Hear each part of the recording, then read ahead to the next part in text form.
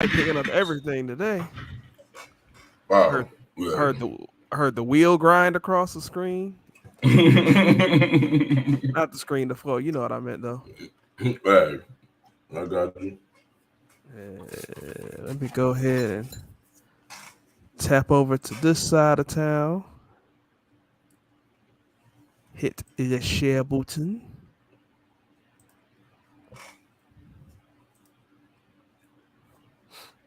All right.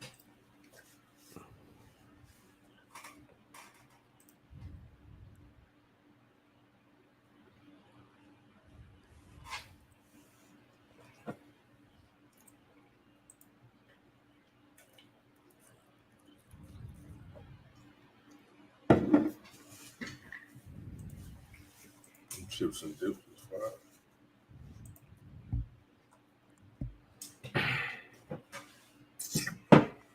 All right. You ready? Yeah. Let's do it. Welcome to What's Happening. I'm Brad. I'm Fred. It's a show we talk about what's happening. What's happening with you, bro? Nothing much, bro. Just sitting back, chilling. Uh, no, it's really just been a normal day for me, though, bro. I ain't gonna lie. I ain't got a whole lot going on. Family good. You know what I'm saying? So we just sitting back, relaxing. What's up with you? Man, took them kids trick or treating. Wasn't no houses giving out candy. Wasn't no kids out. Wow.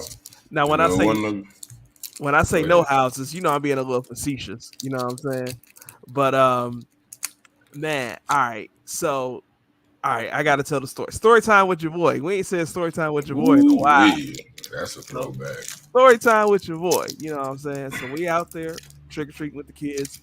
And we're slowly but surely got the pathway to make it back to our house, right?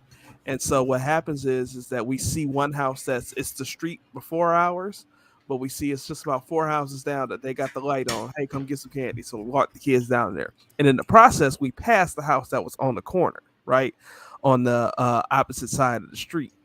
So as we're walking back, we're getting ready to walk around the corner to go home. And the gentleman, he kind of sticks his head out the window, say, "Hey, I got stuff," you know what I'm saying? So we're like, "Oh, okay, okay." We'll walk across the street real quick, right? This man gave out books, Hey, little Bibles or his own paperback book, dog. could you color in it? No, his own paperback, like Oh, public, like it so cost him money to make this book. so basically, you just got a free book from an author and hopes you will read it and like his material. Bruh. Bruh. Got to shoot your shot, promote everywhere you can. You know what I mean? I'm not mad at the hustle. And here's the funny part. So last year there was with the trick or treat thing, somebody was giving away coupons to the Mod Pizza and the Wendy's that they own, the franchises that they own. So I said, man, next year I've seen somebody give away food coupons. I've seen somebody give away a book. I'm gonna have QR codes or something ready for the podcast next year. Like, ain't no way. Like, that's got to be somewhere in the middle. You know. I I did just say promote, so I ain't even finna knock you. You know what I mean? Like I didn't just say it, but sometimes you just gotta watch what you say. You know what I mean? Let some shit play out, I guess. Cause man, but no, I Oh, mean.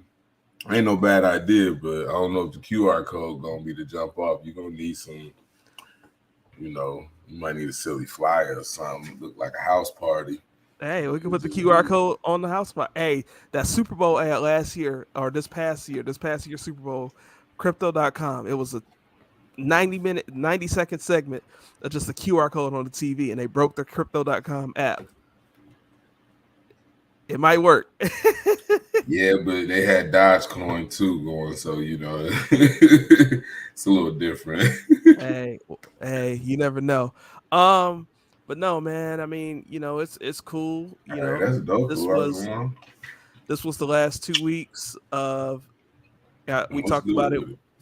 The last 2 weeks of the wife, working the two jobs, cleaning up the old one, and also doing a new one. So, you know, it's kind of weird having her home on a Monday night. I ain't Hey, seen that one in a while, But life is that's changing, life good. is adjusting. I got no complaints. Man, we got a interesting docket, I think. We do. Hey, Elijah want to say his wife gave out stickers for her book, inside little candy bags. See, I likes that idea. I likes Yeah. that idea. I likes that idea. All right, so yeah, I'm not gonna just give out just like only only Trick or ones that had it. treat. They gonna have some Snickers or some Reese's or something. You know what I'm saying? Something. I ain't gonna be that guy. You know what I'm saying? I'm not gonna That's give the all kids. I was saying, bro. Yeah, I'm not gonna give like this man. I guess maybe I didn't clarify that part. This man gave out just books. He stuck Yeah. his head out so my little kids could see him to say, "Here's a book that no, like." And then he was like, "Wait." So my son, Jackson, he walked. Was like, "Wait." Gave Jackson an extra book.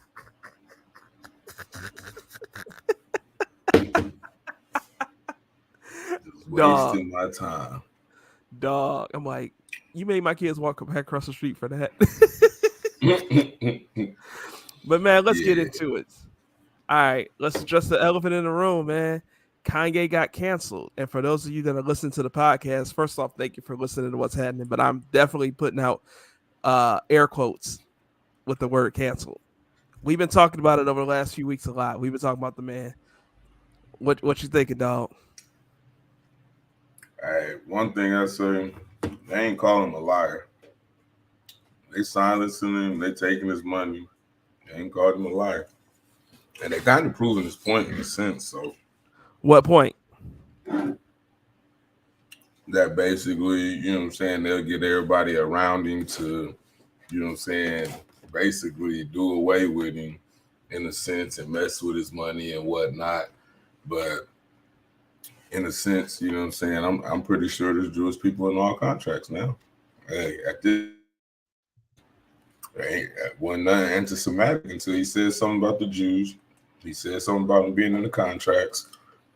And basically he's showing how quick he can lose everything just for mentioning them and for going after him. So I mean, they ain't call him a liar, but they is trying to silence him, trying to get him to, cooperate, be a good boy. So it'll be fun to see how the rest of this goes. You know I was gonna come with something wicked. I don't even know why you tried me. As soon as I seen it at the top, I said, "Oh yeah, he want me to get on his nerves, so let's go." I don't even know why you thought you was just gonna brush on mosey on down, sir. Okay. That's why I put it at the top. So we can go ahead and get to it and get through it. It's gonna be all right. It's gonna be all right. Well, you know how I feel about it. What up, Britt? I feel like it's overdue at this point. I've been quoted on many times. You could check out the archives. Check out the archives of what's happening. I've said it multiple times, and I still feel the same way. From 2003 to 2012, that period alone, Kanye West is the greatest rapper of all time. I will never change my opinion on that. And I won't listen to any other. I'll listen to your arguments, but I'll tell you that you're wrong. But that's his as an artist. We also did an episode back in late February called "Separating the Art from the Artist," and I am separating the art from the artist. As an artist, fantastic. The art is fantastic. I'm sorry, that's what I want to say. The art is fantastic. The artist has some issues. He's been saying wild, crazy, ridiculous stuff for years, including saying that slavery is a choice, which I'm still don't understand how you were able to justify that, but I'm not going to go back down that road with you.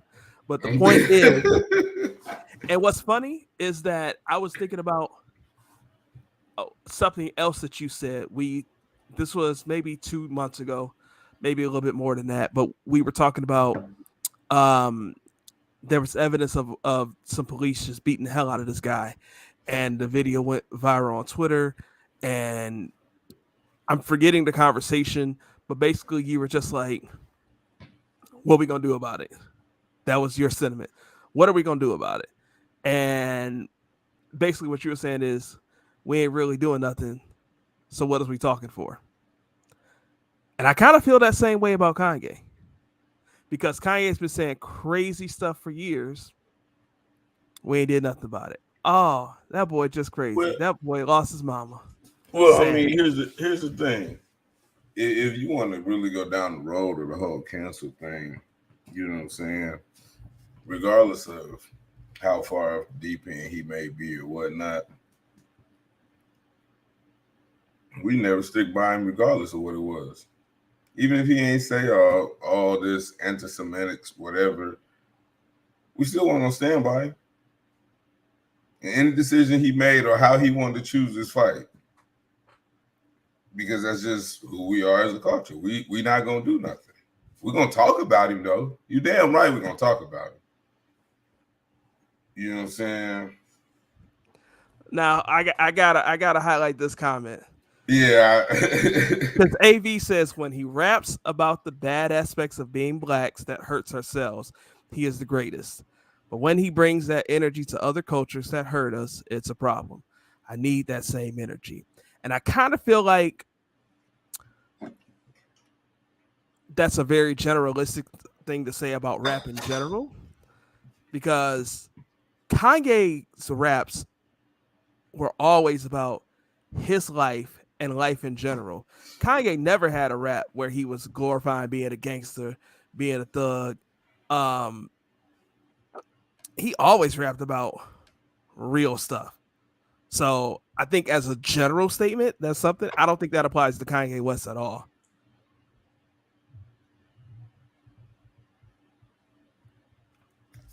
I don't know. I mean, I think, I guess you're saying in a general sense, but it could apply. You know what I'm saying? I mean, I've listened to that brother's music a lot. I feel you. I can't. I said could. I'm not gonna go down that rabbit hole with you. So you know what I mean. But I see where it be coming from. You know what I'm saying? I see it from a general perspective. I just don't think that applies to Kanye specifically. I like Brittany comment. Yeah, Brittany comments says D.L. Hughley said if he was a woman, he would have been placed in a conservatorship. What, bruh? Are we fighting with it at the same yes, time? bro. That's why I'm laughing. But you know I control the comments, so I don't even know why you. Yeah, I don't know why I'm even trying it. Go ahead. Go ahead. You can read it. I just usually put it up there. Hold on. I'm gonna go back to AB real quick. He said about our self-esteem issues. That man said we all self-conscious. I'm just the first to admit it. Okay. and truthfully, like when you look at his situation, because what he's going through, essentially we all go through on a daily basis, you know what I'm saying, if you put it down to our broke level, you know what I'm saying? And basically everybody around him is doing what people around you in a regular work life would do. How many times you tired of your workplace bullshit, or you know what I'm saying, people like, hey, let's rally together and let's just say fuck them. And soon somebody say it, it'd be like 50 motherfuckers like, you know, I mean, yeah, I'm pissed with them, but nah, we ain't gonna go that route, you know. Like nobody's really willing to stand up, you know what I'm saying, for the cause. And that's how we got into that conversation on, you know what I'm saying, slavery was a choice. Like it's always about standing up for what you believe in and finding those that's like-minded that's willing to stand for the same cause. You know what I'm saying? And pretty much everybody around him folded, you know what I'm saying, when it was time to ride for the cause. But like he said, there's a lot of motherfuckers that agree with him, glad he's saying what he's saying, but they ain't willing to back him up because they scared for their check to get cut. Yeah, I'm gonna go back to Brittany's comment in a second, but AB he specifically called out all falls down. I'm gonna just read this verse. He says, "Man, I promise, she's so self-conscious. She has no idea what she's doing in college. The major that she majored in don't make no money, but she won't drop out. Her parents will look at her funny. That's not. I don't see how that's hurtful sort of black culture at all versus being true, but versus being truthful. I mean, so many people go to college because we talked about that ad nauseum on this show. We go to college because we were told that's what you do. You get good grades, you go to college, you can get a good so you can get a good job. And life today in 2022 is showing that a lot of times that's just not it. I don't want to keep skipping over Brittany though. So Brittany's comment was D.L. Hughley said if he was a woman, he would have been placed in a conservatorship. What do you think about that, bro? Facts. You know what I'm saying? And I'm just gonna say it because it's not. And she threw out Britney Spears and Wendy Williams, but there's plenty more women that, you know what I'm saying, are using conservatorships, and it just shows that the limited rights that women still have when it comes to that industry. And that's more so why they would be in the conservatorship, so they can control what they say, what they do, you know what I'm saying, who they're with, you know, their money aspects, like that, for that reason, because they probably go through a lot more damaging, you know what I'm saying, things to get to where they at or to have what they have, and they probably crack or fold a lot faster than most men do. So they have that conservatorship right so that they can control that aspect, so that you don't just go out there and just say, look, this is what I'm dealing with and I'm going insane, and you know what I'm saying, I know nobody gonna believe me, but here it is. So that's my take. What you thinking? Yeah, I didn't know I didn't know how to feel. But I would say I agree with the sentiment. The specificity of a conservatorship is probably not accurate, but what probably would have happened is that back in 2009, if he would have gotten up, if Kanye was a woman that would have gotten up on stage and interrupted Taylor Swift, it would have been, you know, this is shameful, this is crazy, I can't believe this woman did this, and I don't think got to stick together and all this blah blah blah. And I don't think that we would have even gotten to this point where he could have gotten to the point where he could say slavery was a choice and things of that nature. So I think he would never be able to say anything that he's recently said, or a lot of the things that, you know, he's did would, you know, it would have been nowhere near. Yeah. Yeah. So, and I think that's just a whole other like rabbit hole we could get into with, you know, if this was a woman, this would be totally different. That could be a whole nother episode. Yeah. You know, and I've said it before, you know, I don't believe in the idea of cancel culture. Like, you're held accountable for your actions. Heavy is the head that wears the crown. And now we have an internet to where when you say or you do crazy things, you feel it at a greater scale because of the ease to share information and the access to lives of, you know, celebrities in particular. So, you know, because there's so many times that I think of with situations that people, I can remember just something that's top of mind. About 7 years ago, there was a story that leaked out. You might know this, you might not. Some of you listeners, you might know this, you might not. About 7 years ago, I remember there was a thing. Kyrie Irving, at this time, he was playing for the Cleveland Cavaliers. There was an internet rumor that spread that said that he had an all-white party, and all white meant all white women, that black women were not wanted, were not allowed. And you don't remember this? Perfect. That's my point. Great. That's my point. Because he put out a statement that said, hey, this isn't true. I would never say anything like this. I would never do anything like this. And it went away. That's probably not the greatest example. Here's a better example of why I don't believe in cancel culture. I cannot think of her name. If you are a fan of The Office, the actress that played Erin on that show, something came out sometime within the last year where she participated in some sort of pageant that had this historically ugly racist history in Missouri, where she grew up in. It came out that she did this. She put out a statement on socials. pretty sure it was on Instagram and on Twitter, and said, "Hey, this happened. It's true. I didn't know the history of it at that time. Doesn't, excuse it. I'm sorry. It's not what I stand for." And after that, it went away. And so the point that I'm making is that when these crazy things happen, if these folks will just shut it down, hey, it's true, it's not true, I'm sorry it happened, I'll work to be better, this stuff always goes away.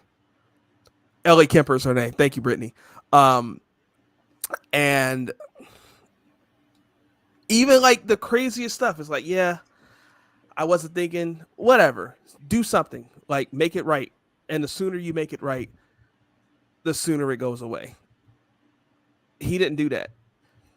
He wasn't held accountable by us. Back to what I was saying to AB. It got to the point where he said something about the wrong people. they went on his head. That's what happened. He can fix it. He can fix it. But that's the point. Why should he have to fix it because he said something about a certain set of people?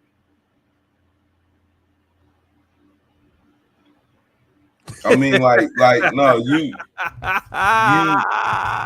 you just I mean really made my point. Like it's literally to that point of, you know what I'm saying? Like, oh, let's do what Master say, because if not, he gonna come for me and I'm basically not gonna be able to feed my family, all because, you know what I'm saying, I'm making a point or I'm pointing out their faults or their wrongs. You do it by any other culture and it's all right, no problem. But you talk about their culture and now it's wrong person. But that's my point. That's my point. My point that I'm trying to make is that it's not like it's about these people that matter. What I'm saying is that for the last 5 or 6 years, he's been saying crazy stuff about black people. Oh, that boy crazy. That boy ain't been right since his mama died. I'm guilty of it. I'm personally guilty of it. That boy ain't been right since his mama died. How many people have said that? How many times have you said that? And that's just a rhetorical question for anybody that's watching or listening. How many times have you said that about Kanye West? He ain't been right since his mama died. He really needs. It might have been a couple times early on, like, you know what I'm saying, but not after a couple years after his mom passed. Probably not. Yeah. When did we stop streaming his music after he said slavery was a choice? Nope. No, but did we stop buying Yeezys? You go back and hear me on wax, so then you see I'm more opinionated different than that, so I wouldn't stop streaming his music. Well, but so my point is just that the people that he was hurting did not hold him accountable. We didn't do it.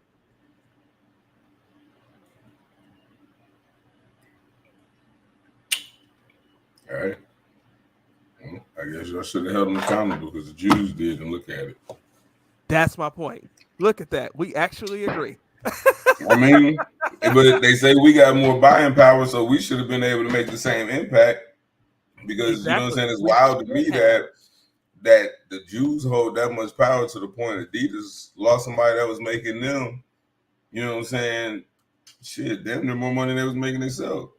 To the point that they like, oh shit, we still own the design, so we can still produce this because we know we still need this money. It just won't be in his name. Hey. That's wild. We'll see what happens. He can fix it. He's still the greatest rapper, as far as I'm concerned. Hopefully he stand on his beliefs. Move on. Let's move on. All right. Josh Primo. Did you get a chance to read this article or see anything on it? Josh Primo. So for those of you who don't know, Josh Primo was drafted number 12th overall by the San Antonio Spurs of the NBA. If you don't know, if you don't watch basketball, so just a quick thing, the top 14 draft picks go to the teams that did not make the playoffs. So if you are drafted within the top 14, you're considered to be a lottery pick. and you're considered to be you had a lot of potential to be a lottery pick in the NBA draft. And this is 2021, meaning that this is only his second NBA season. He got waived, he got released by his team. This might, if you're a football fan, you're not really into basketball, you might not understand why this is a huge thing. This does not happen in the NBA.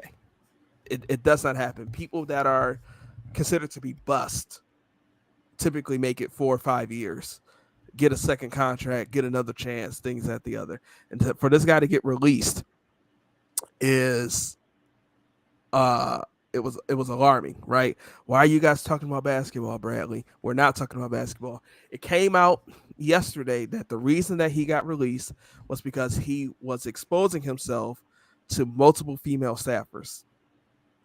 And this is the third situation involving the NBA in the last, third or fourth situation over the last year where some inappropriate conduct has caused some uproar in the NBA. So I don't think I gave you a chance to answer. Did you look him up at all? No, I didn't. But I mean, so I'm staying on that shit. I got daughters. Yeah, I've got a I've got an article up from ESPN. I'm gonna skip down a little bit. So first off, one of the female staffers has hired Tony Busby, who is the attorney that represented multiple women in the Deshaun Watson situation for the Cleveland Browns of the NFL. Yeah. And you guys have to forgive me. I accidentally turned my computer off. Don't ask me how I accidentally turned my computer off, because that just sounds ridiculous. But so, yeah, there was, okay, here it is right here. This is a statement from him that's in the article. Josh says, "I know that you are all surprised by today's announcement," Primo said in the statement. "I've been seeking help to deal with previous trauma I suffered and will now take this time to focus on my mental health treatment more fully. I hope to be able to discuss these issues in the future so that I can help others who have suffered in a similar way. I appreciate privacy at this time." So he's connecting his behavior to trauma, which is not uncommon.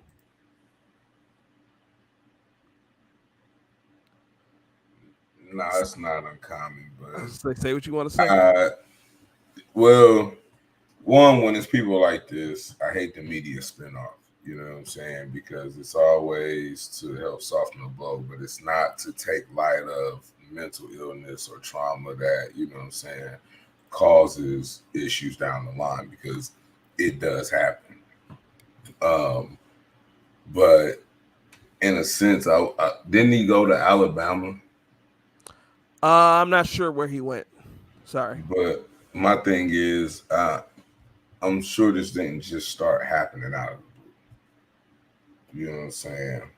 Yeah. So my question is, how did he make it this long? Is there some hidden, you know what I'm saying, issues that's been covered up over the years? Because he should have got help way before now. You know what I'm saying? And that's my other issue is like, why don't we see this early and try to get these people the help that they need early? I think the answer to that is always that, not always, but it's more often than we want to realize, that when people are sexually assaulted, and probably should have given a trigger warning, so I apologize. But when people are sexually assaulted, they don't know what to do when that happens. It's they freeze, they get nervous, they get scared, they're shocked, they just don't know what to do, and so No, I'm not saying the women that is experiencing this. I'm talking, saying like, and maybe not. Maybe he was that guy, saying at his college or at his high school. So this was never an issue or problem. But like I said, I'm sure this just didn't start happening once he got to San Antonio, and walking through the facility, and all of a sudden, like, oh shoot. Well, That, oftentimes all it takes for these situations is one person to step up to speak out on what yeah, happened. And then once somebody else does that, then more feel brave, they feel emboldened, they feel comfortable coming out with what they're saying, right? I'm just thinking about the whole the Robert Sarver situation, who is right now still the owner of the Phoenix Suns. We've talked about that in quite a few times. But you know, it was finally when that ESPN report, ESPN started digging deep. Somebody obviously went to Baxter Holmes and said, "This is what's happening in Phoenix. It's crazy." And then slowly but surely, they were able to do a year-long investigation to get that information to make the ESPN article, which started the whole process of the formal investigation and ultimately getting him to commit to looking to sell the team. So it, when it happens to you and you don't know that it's happened to anyone else, you know, you can't. I don't know, man. It's just it's hard to say why someone hasn't come out yet. It's a brave thing to do to no, come out. I'm not. Not saying, that it is not a brave thing to do, or that it's not hard or not a difficult situation to deal with. I Yeah, the system does victim blames a lot, Brittany. And Trina, I agree with you too. A lot of assault victims do blame themselves. If anybody ever go back in our archive, we had Randy who, was telling her story in a sense, blamed herself. So I 100% agree with you. But that's just my thing, is just trying to get them help early, and even though some women or some not saying it, I feel like there's still other people that usually know. It's not, just oh, it was a one-on-one incident or one-on-one situation. Somebody knows, and that's, what should be happening is help should be gotten for the individual or person, involved 9 times out of 10. If you know, you shouldn't be sitting back and, well, that's that person's situation or that's their problem.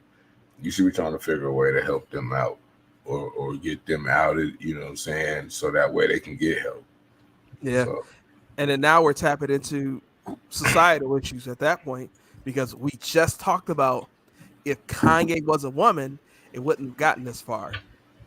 Our society treats women differently than we treat men. So when a woman says, we have Trina in the comments saying that she was victim shamed when she was raped and was told she didn't know what sex was, and she was 33 when it happened. So, yeah, I mean, sheesh. Um, but even the laws want to tell the truth. I'm in the yeah, top not to report it, at all, or they consider weak. And truthfully, absolutely. it's a weird ideology of, that if it happened to you, like as a man, it should be automatically wanted. Like, like a man should not have the right to not want it if it was happening to them, if another woman was taking over them. And it's crazy thought, but it's truthfully, you grow up with the notion of, like, if you heard, oh, this dude is suing this woman for, or pressing charges because this woman raped him, you're gonna hear 100 men be like, what? Let that be me. She ain't had it. But it's crazy because it's the thought of, that you should automatically want it because it's a woman. You know what's funny? I was watching Next Friday last week, the movie Next Friday. I was watching it last week. I got into a Friday trap. Brittany knows why. But and then I decided to watch all of them because as of 1 hour from the point that we're recording, the Fridays won't be on Netflix anymore.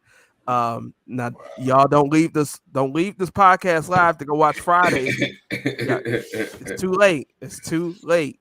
Y'all can get a DVD or something else. But all jokes aside, and in the scene of Next Friday, it made me laugh that just thinking in retrospect, obviously it's a movie and this movie is 22 years old or something like that. And the whole thing is Day Day is getting harassed by this girl that says it's his baby when she was clearly pregnant. When she met him, he just wanted to bite of her cheeseburger. And Baby D is chasing him down, beating him up, throwing bricks through his car, all this kind of stuff. And he's like, I even got a restraining order. And then Ice Cube's line, Craig's line is, come on, man, you got a restraining order on your girl? And so, like, even to that point, I remember hearing that line and be like, yeah, it actually makes sense that he would have a restraining order on her. Yeah, she's crazy, like legit psycho. You know what I'm saying? He said you supposed to be 100 feet away. She macing him. Like, what you mean? That's not 100 feet. Like, he macing him? Yeah, like, you know what I'm saying? Like, why wouldn't you have a restraining order? And it's crazy because laws have changed. My brother was actually just recently dealing with a lady that was unstable, and he had to have her removed from the home or whatnot. And I mean, they had actual the companies calling him like, hey, we just want to let you know we're here for you. Men can be victim to abuse and rape and whatnot, so don't be scared. If there's something troubling you, you need somebody to talk to, you need some assistance, you need to get out of the situation. It's just like, it shows we've came a long way, because before, a man ain't have none of those resources. You know what I'm saying? When nobody reaching out, if a woman was beating upside his head or what have you, you got to deal with it. You're a man. So. Yeah. I mean, so, we'll see. Like I said, this is a guy that for him to get drafted that high, and I guess that's the part maybe, and this is the part that I want to make plain for people that may not necessarily understand. In basketball, they get pretty much guaranteed contracts, and the way rookies work is you pick up options after their 2 years, but each one is done like a whole extra year in advance. So San Antonio had just picked up his 3rd year option, meaning that next year, the 23-24 season. And so when you release a player in the NBA, it's not like the NFL, that contract is guaranteed. So he's going to get paid. And you have to understand that they could have easily sat him down. They could have said, you go away from the team for the time being. They could have said, we're going to try to figure out a way to trade you, even if we get almost nothing in return. But for them to say, we will release you, that means they're going to pay him all of his money that he's owed for this year and next year, because they picked up his contract. They're paying him all the money that he's owed, and he is permanently away from the team. And when you release him, you don't have the ability to re-sign him. So they don't have the ability to go get him back on a cheaper deal. They could potentially get him back next season, but they would still owe him the money that he bought him out on. So they know that this situation was so bad that we have to throw away millions of dollars and say, forget it. Well, I'm going to say, first off, San Antonio ain't missing no money. They got money over there, plenty of it. You know what I'm saying? They got championships. And they got money. So for sure. That was the least of their worries. Well, but I mean? That's what I'm saying is rookies every day. So you know what I mean. Just because you got them number 12, that could be the worst pick of the draft, and so you still wasted your money. So Yeah, I get what you're saying though. Like the Right. severity of it, of saying like, hey, we're not gonna take any other option out. We just gonna do away with you, pay you, and if somebody else chooses to pick you up and want to play with you, that's on them. But we not gonna do it. Yeah. You know. But I would hope that they're still gonna give him the help. You know what I'm saying? Like because they do have different organizations and resources in the NBA to still get players help, whether they're a current player or ex-player. And that's something I hope they don't turn their back on when they wash their hands with him, is that they still make sure that he gets the help. Now, if they want to charge him out of his salary, that's between them and you know what I'm saying, him. But at the same time, just make sure they get him the help that he needs. Yeah. And before we move on, I'll just read AB's comment real quick. It says, "Yep, I was raped. Didn't like her. She didn't use force. She threatened to lie on me and say I raped her if I didn't. Wow. I'm 6'6" and on the basketball squad. I thought about scholarships and my reputation, so I did. So it isn't always physical. I didn't report it because I'm 6'6" and she was 5'6". Who are they going to believe? So I just took the L and moved on and never put myself in that situation again." Wow. And I mean, truthfully, I've heard plenty of stories just sitting back talking with the fellas, older and younger. Younger men are raped a lot of times more than what you would believe, you know, especially growing up in our day when you had a babysitter, you know what I'm saying, whether it was an older family member that was a female or a close family member. A lot of times in them situations, you was molested or raped too. You know what I'm saying? And not knowingly, or they call it a game, or what have you. And I've heard it in many different scenarios, just sitting back talking to fellas. So it's I mean it's out there. It just never was really reported or, you know what I'm saying, said nothing about.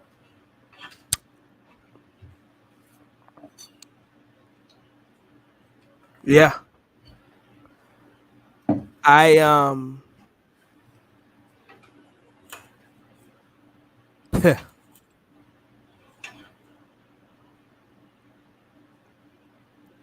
I I think I was too. Yeah, you know, thinking more than likely he was. I mean, I was, you know what I'm saying? I had an older cousin, you know what I'm saying, that not only did she, you know what I'm saying, rape me or molest me, but she had me and my cousin, you know what I'm saying, playing, not knowing, like it was something normal. So, you know what I'm saying, my little brother, we was raised up by two different mamas. So over in his way, he was in a similar situation. You know what I'm saying? Shoot, I done got homeboys and like I said, older folks who, yeah, I remember when so and so used to watch me. She had me doing this and that. So I mean, it's more common than not. Yeah, I've been thinking about this the last year, 2 years. Like I feel like it happened, but I don't remember it. But I do remember it. Like it feels like a TV show that I watched. You know what I'm saying? It's probably where you put some mental blocks up. You know what I'm saying, to help you know it's there, but not really remember it in first person. Yeah. You know what I'm saying? It's crazy. Like and to the fact that with my cousin that, you know what I'm saying, molested us, like she's on papers now, like she has to report, you know what I'm saying, as a whatever tier rapist when she moves and whatnot. And it was wild, like because I was in high school and it was using her government name, but we never called her by that. Like very few knew that name. But the name is so unique. I've never met anybody else with that name. Mm. So I'm sitting there and I mean, I was probably, I don't know, junior. It might be some freshmen. They're like, yeah, as soon as we get to such and such house, you know what I'm saying? Bother skip this and the third. This is what I'm doing. This is what I'm doing. I'm like, this name sounds so familiar. Like, nah, it can't be. So I just like, hey, do she go by? And it was like, yeah, you know her too. And I'm like, yeah. But mind you, I'm a junior. She probably like 25, 26, 27. These freshmen, they 14, 15-year-old young bucks. And yeah, they was with it, but when you don't know no better and you being manipulating the situation to be able to come back and brag about something, you still being molested, you still being raped, being taken advantage of. So, you know, it happens. I don't even know where we go from here, dog. Hey, we still gonna move on like it's a regular episode, bro. Like, hey, it's how you gotta take it. You know what I'm saying? Yeah. Different strides in life. Well, I put him in the header, so we got to talk about it. Pastor Jamal Bryant. He went off. I'm gonna share the screen, and this way, if you're watching, you'll get to know what I'm talking about, and if you're listening, you will get to hear it. But all right, let me just let it play. Let me just do our thing. Mm-hmm. Y'all ignore my sideline about wrestling and basketball. Just watch the video. The Republican Party of Georgia moved Herschel Walker from Texas to Georgia so that he could run for Senate. It's because change was taking too fast in the post-antebellum South. The state had been flipped blue, and there are some principalities that were not prepared for a black man and a Jewish man to go to Senate at the exact same time. So they figured that they would delude us by picking somebody who they thought would in fact represent us better with a football than with a degree in philosophy. They thought we were so slow, that we were so stupid, that we would elect the lowest caricature of a stereotypical broken black man as opposed to somebody who is educated and erudite and focused. Y'all ain't ready for me today. Since Herschel Walker was 16 years old, white men been telling him what to do. Telling him what school to go to, where to live, where to eat, where to buy a house, where to run, where to sit down, where to sleep, where to pay for abortions, where to buy a gun. And you think they not gonna tell him how to vote? In 2022, we don't need a walker, we need a runner. We need somebody who gonna run and tell the truth about January 6th. We need somebody who gonna run and push for the cancellation of student loan debts. We need somebody who gonna run and make the former president respond to a subpoena. We don't need a walker, we need somebody who will be steadfast, unmovable, always abounding, knowing that your labor is not in vain.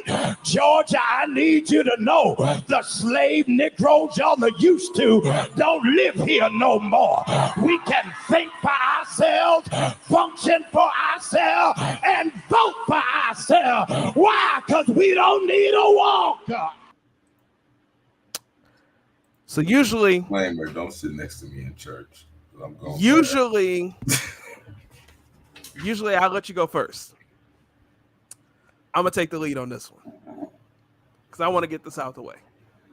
Oh, he got something on his chest, ladies and gentlemen. I like Jamal Bryant. I like him a lot. The little bit that I've heard him preach, I've heard him talk. I follow him on Instagram. The way he carries himself, what I see, I like him. I like him a lot. I hate using your message for politics in the pulpit. I'm big on, I think the church needs to speak out more about what's right and not just the right wing part of the church, because that's the only part that you really hear. And it's really only the far right wing part that you usually hear from.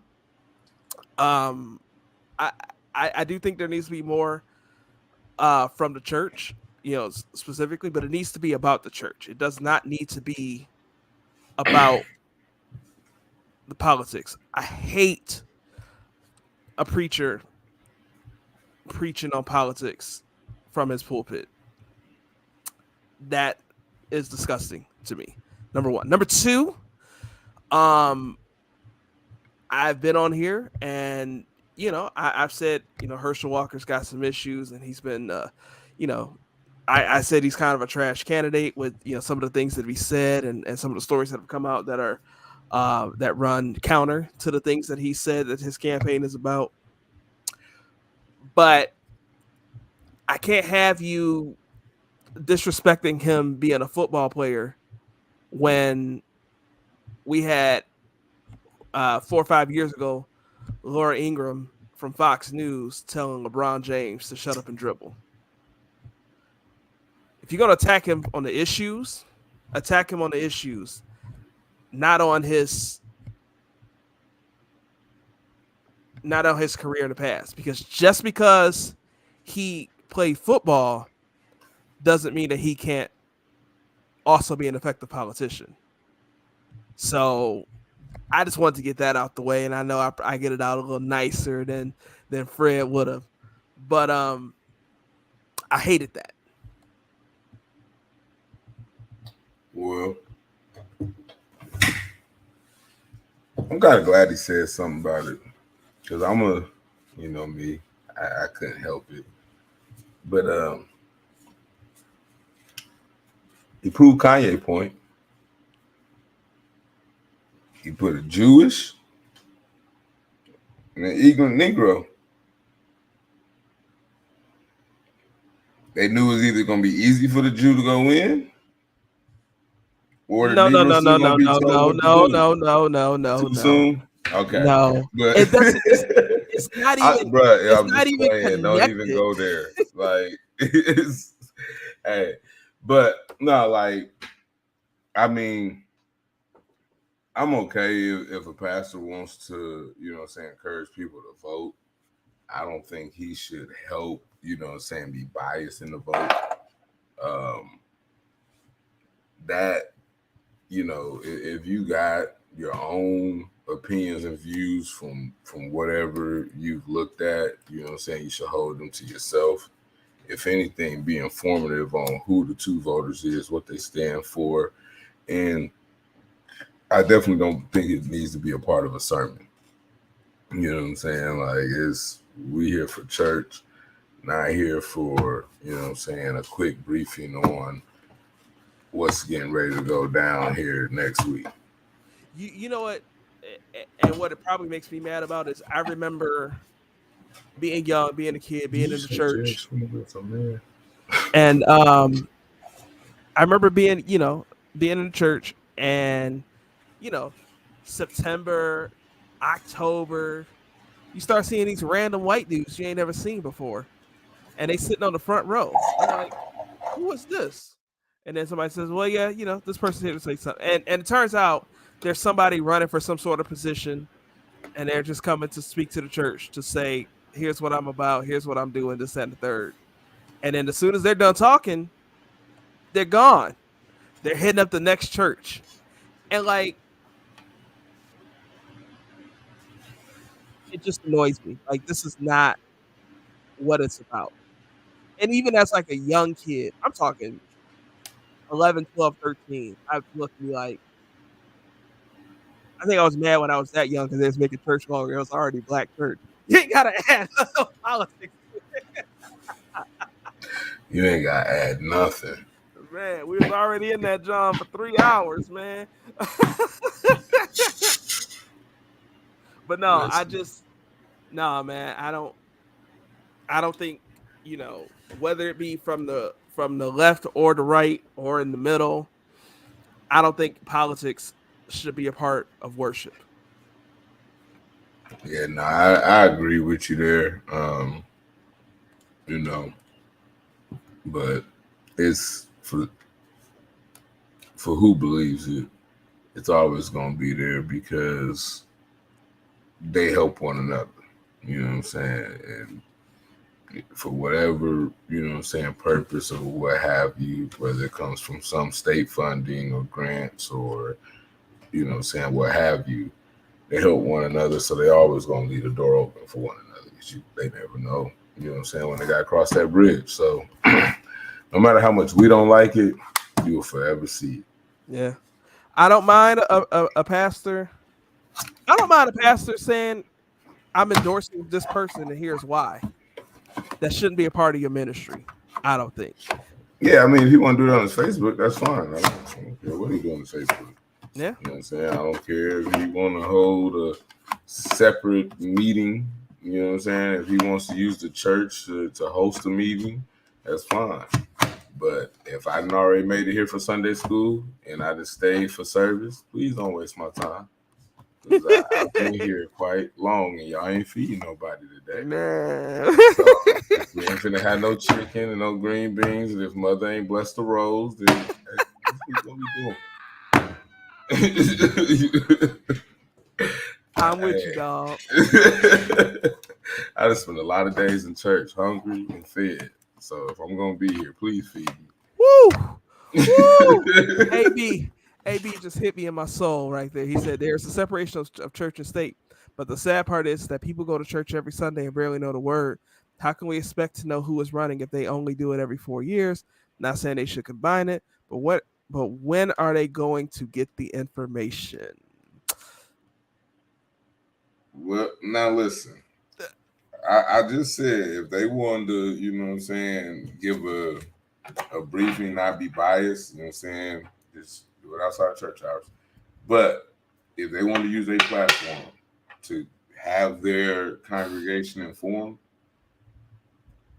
in a non-biased way, I'm cool for that. But that's the biggest issue we have in our community is none of us really go out there to get the information. We side with each other, or we side with a, you know, a side being Republican or Democrat. You know, a lot of times people go in there and vote straight party. They don't even look at who there. Just if you got an R or a D or, you know what I'm saying, if you're a Green Party or whatever, they go in there and vote straight party. It's always about being informed. I'm going to take that and I'm going to say, is it really any better for, like I said, these random people to show up at the church once every 4 years? And me saying every 4 years is generous because I would bet that it wasn't the same dudes rotating in and out that church each and every 4 years. So to that point, if the pastor is going to encourage the power of voting and making your voice known, and if that's being done on a regular basis as a resource that the church offers, that's different. And truthfully, that would be a nice program to have. I mean, I think that's something we need to get into more just as people is, and not being just party. Oh, my mom and them vote Democrat, so I vote Democrat. My mom and them vote Republican, so I vote Republican. But actually deep dive into each, you know what I'm saying, individual candidate for each situation and seeing how you know what I'm saying, if you really agree with them or if you don't. So with that said, last week's episode, we promised y'all a bonus episode and we did not deliver. I will take the fall for that. I had some stuff happen. The week got crazy. I ended up not being able to fulfill my commitments to get that episode together. We're going to get that bonus episode together. What's happening around y'all this week before this week is done. You have my word on that. I promise you that. So I apologize for that. So where can you get the information? It's going to start here on what's happening. We're going to tell you what's happening around you. And then to the other point that I want to bring out is I was listening to another podcast over the weekend. And I may be butchering this data, so forgive me if I'm wrong, but it was on the 538 podcast, 538 Politics podcast. They played a trivia game amongst themselves, and one of the questions was 2018 midterm. So this is 4 years ago. was a record voter turnout. How much of the eligible population, meaning people 18 or older, not eligible, legal age voting, so people 18 and older, how much of that portion of the population in the U.S. went out to vote? And it was a record-setting number. What would you guess is that number, Fred? And comments, I'd love for you guys to jump in as well. But you talking about just like number of people? The percentage, I'm sorry. Okay. The percentage of individuals 18 and up that went out to go vote, and it was a record-setting number like 73%. In 2018. You said 73. AB said 18. I'm gonna see if any more pop up here, and I'm just going to stretch out my conversation. Probably not. Okay. The answer was 53%. That blew my mind. If 53% was a record-setting year, that means more often than not, we don't get half of the people who are 18 and up to vote in this country. Oh, we know that. You know what I'm saying?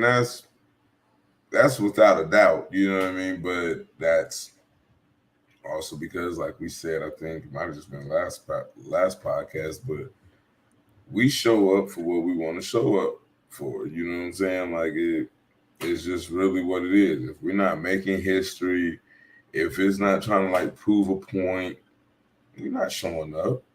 You know what I'm saying? I'm just saying like America in general. You know what I mean? The moment, you know what I'm saying, we start thinking against each other. But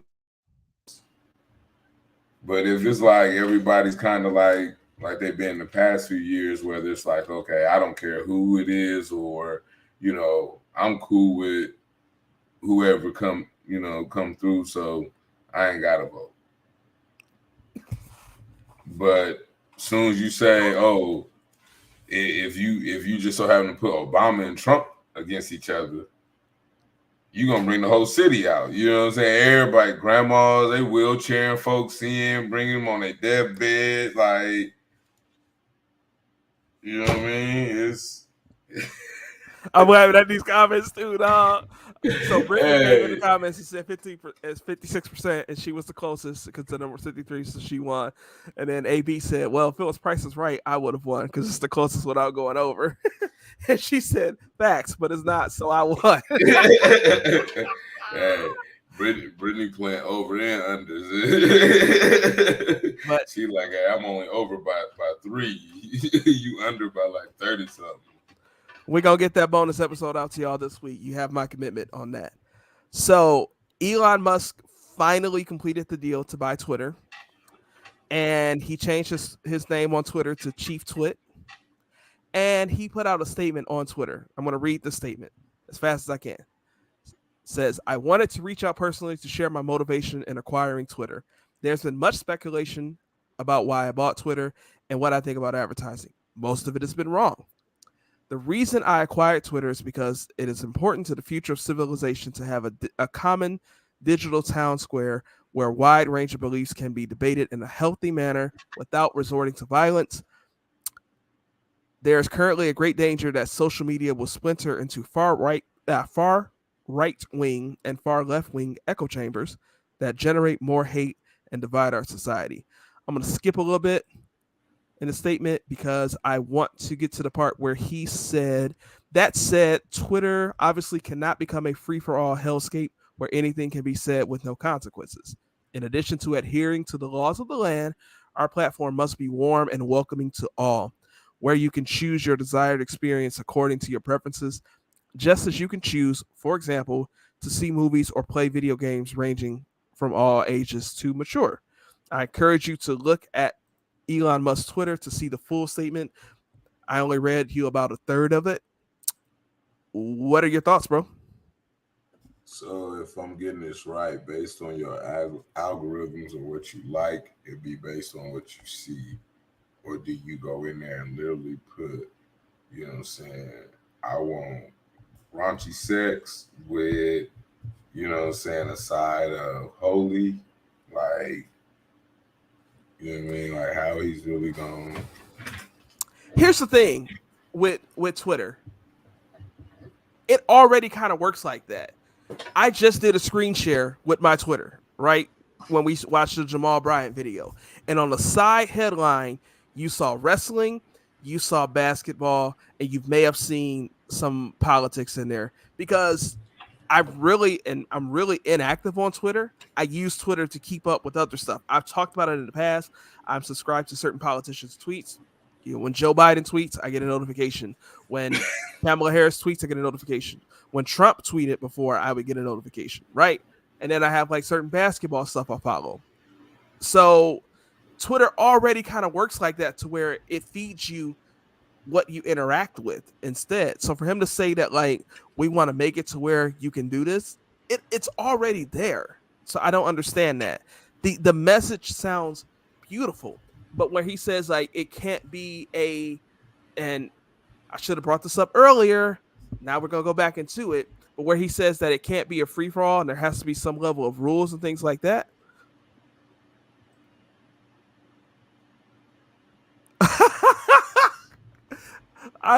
I'm sorry, I got distracted there. He says where it has to be a free-for-all and it can't be it has to have rules and you have to adhere to the law of the land. When Kanye's anti-Semitic tweets got deleted, which is what happened before he went on Drink Champs, which is what started which is what blew up the controversy. When those tweets got deleted and Kanye got back on Twitter and he went on a rant, he responded to Kanye saying, "Welcome to the new Twitter," or something to that effect. So his statement doesn't make sense to what Twitter already is, and it doesn't make sense to what he's already said on the same app, on the same account. Well, I mean, maybe he's saying that what Kanye said wasn't, against Twitter's laws of the land.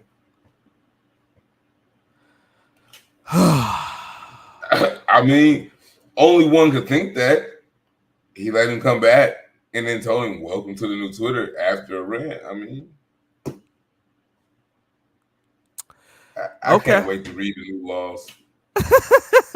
We'll see what happened.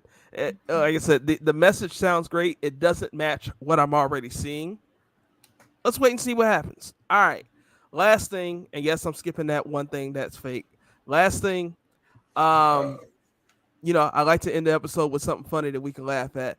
And the question was an interview. Tell a story of an interview where you knew before the interview was over that you didn't get the job. Interview. So while you're thinking, I'll share my story. The first one that came to mind is I was interviewing this is back in the day, for AT&T position, and like the guy interviewed me. It was like 6:30 at night. I had kind of forgotten that it happened. He clearly didn't want to interview me anyway, but I had kind of forgotten that it happened. And then like I got the denial email. Like I knew it wasn't going well. And I got the we're looking in other directions email as soon as the phone call was over. Like he had it queued up, ready to go, bro. He hit end on the phone, hit send on the computer, and I was like, dang, I didn't even get 3 breaths in. Like, but I knew I wasn't gonna get the job, no way. Like it just like you ever get that bad vibe? Like it wasn't gonna work out. That's the one situation I can think of that happened to me where I knew I did not get the job. Now I can tell you this one time I thought I did get the job for sure. You talking, but we can't hear you at all. I say, here you go with this bullshit. Listen, hey, so I had applied for the job with this company called Radio Shack, right? But it ended up actually being a job for Target Mobile. And so I interviewed with this manager. His name was William. And somebody gonna say William. And so I interviewed. The vibes are dope, and like gives me this whole like sell me this pen move, and I sell him the pen. He like, all right, you good, you all right. He cheesing the whole time, and then like he called me like 2 weeks later because he was like, yeah, I got to go to Vegas, so he went somewhere, and he came back, was like, I'm gonna make my decision, and he came back and he called me and he said, I'm not gonna pick you at this time, but if I ever have a position down the road, I'll call you. And I was like, yeah, whatever, motherfucker. He wanted to do my D voice so bad, it's just not gonna happen. But yeah, nah, I gotta say, I probably haven't had. Mine's is like, if I get the interview, like, and this is my Bradley impression. If I get the interview, like, I know I'm gonna kill it, so I don't really worry about it. I'm gonna get the job, but mine is usually in the application fill out process. You know what I'm saying? Like, yeah, probably not submit. Yeah, there we go. You know what I'm saying? Then I get the email 3 days later talking about, yeah, we decided to move forward. I really wanted that one though. You know what I'm saying? Like, but yeah, I can't say like I really interviewed for something that, because especially once I got into sales, that shit, yeah, you already know what time it is. It's on the flow. So, you ever apply for a job on LinkedIn or Indeed, and before you hit send, it say you really ain't got the qualifications for this big dog? Hey, they be saying it all the time, but you know what I'm saying? I just go play with them and just add it into my little bag where they say I'm missing skills. Oh, just gonna go ahead and add that under the skills column. It'll go all green and I'll hit submit. They gotta call me then. I'm gonna tell you a secret though. If you apply for a job that you know deep down that you're not qualified for, and they call you anyway, be suspicious. Because I'm telling you, when I was getting the applications of my Go Wireless days, bro, I was like, listen, this is a human. I'm going to call them. I'm going to see what they talking about at least. I need a number, a body, somebody. Man, dog. Bro, my interview stories, man, I could probably do a separate podcast on my interview stories, dog. Like one time, all right, I'm going to share the story and then we're going to tap out because we're about to hit an hour 20. I'm going to share the story. All right. I had the store manager. Now he was, looking to move up to being a district manager. And part of me trying to help him to get there was going through my process on interviewing, right? And looking for good quality candidates. So we do a phone interview, right? And I got the guy on the phone interview, and I got it on speakerphone, so he knows, that my store manager is listening, getting trained at the same time. And this guy had moved from Phoenix to the Detroit area, and I asked him, what made you move? And he gave some sort of answer. I don't remember what it was. This is like 3 years ago. Whatever the answer it was a normal answer that you would expect. And like, honestly, the way the interview was going, I would have brought him in for a full-on face-to-face interview. Like that would have happened. And then he goes out of nowhere. He goes, honestly, everybody in Arizona just does crack, and I don't want to do coke, so I had to move because I couldn't meet anybody or do anything unless I started doing coke. First off, he put crack and coke as like one thing.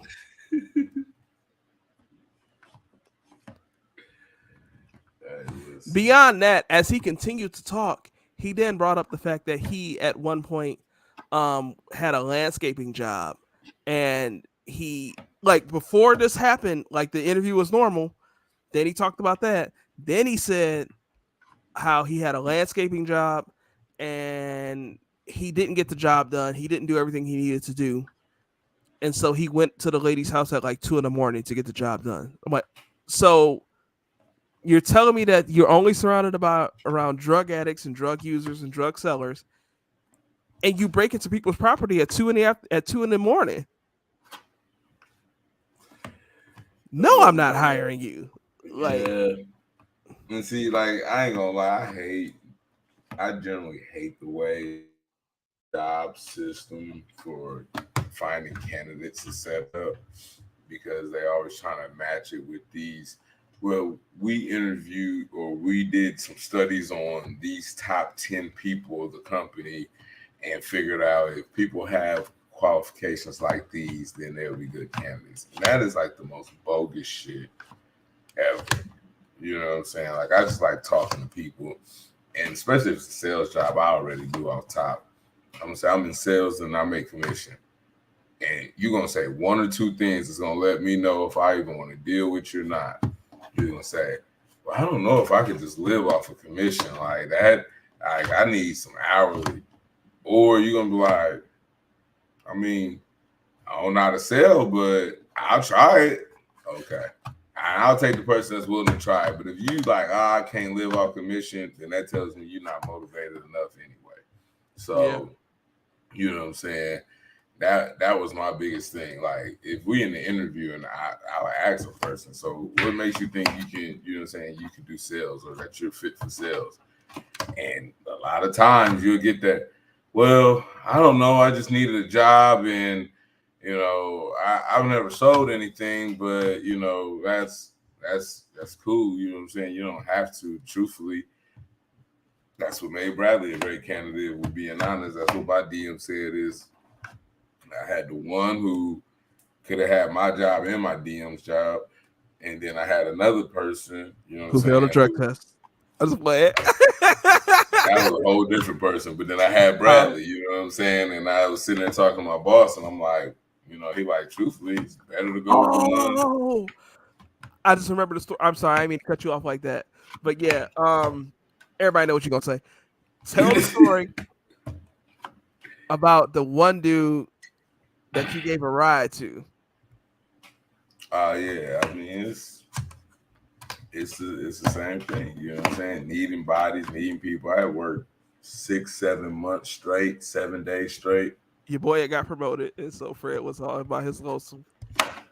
Well, no, I think I thought the person I gave a ride to was before you. Was that after you? This was after me. This is why I know about it. I mean, you'd have knew about it if it was before you. You know what I'm saying? And I mean, cat named Anthony, you know what I'm saying? You ain't gotta put his whole name out there, dog. And he on my Facebook too, so I want him to see it. If he ever do see it, Ant Sizzle is what he calls it. So, hey, that's my dog, though. But, you know what I'm saying? Like, straight up, you know what I mean?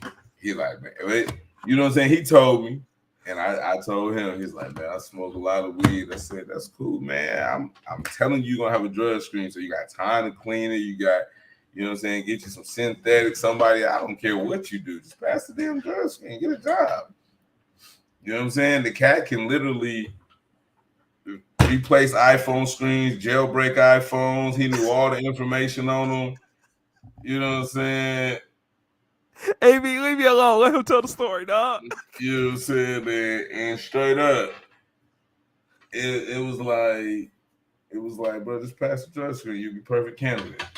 Man, I took the cat to go buy whatever he was going to use to pass the drug screen. I don't know if he messed it up, didn't take it, what, but I just knew I had a shoe in. Like, oh, yeah, I got an employee come in, you know what I'm saying? I gave him the heads up on the drug screen and everything. Failed me, let me down. Wait.